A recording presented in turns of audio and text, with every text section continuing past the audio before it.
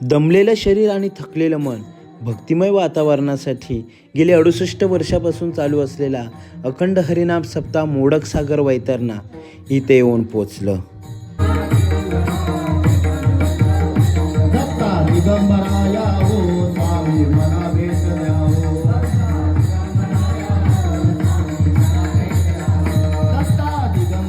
हरिभक्त पारायण योगेशजी महाराज वाघे यांच्या दत्तजन्माच्या कीर्तनाने तल्लीन झालेला श्रोतेवर्ग आता श्री दत्तगुरूंच्या पालखी सोहळ्याकडे वळाला होता.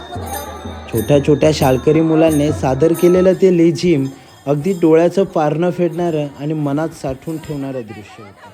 अन्नछत्रालयामध्ये महाप्रसादाचा लाभ घेत 9 ते 11ची कीर्तनरूपी सेवा योगिनीताई थरकुटे यांच्या वाटे येऊन गजगजीत भरलेला तो श्रोतेवर्ग आज या कीर्तनाची शोभा वाढवत होता.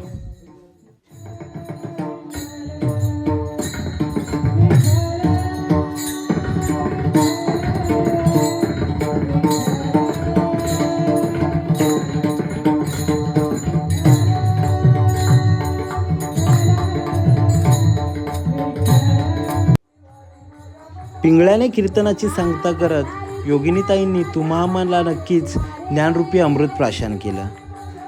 कसा वाटला ब्लॉग? रामकृष्ण हरी. नक्कीच लाईक, सबस्क्राईब, शेअर करा.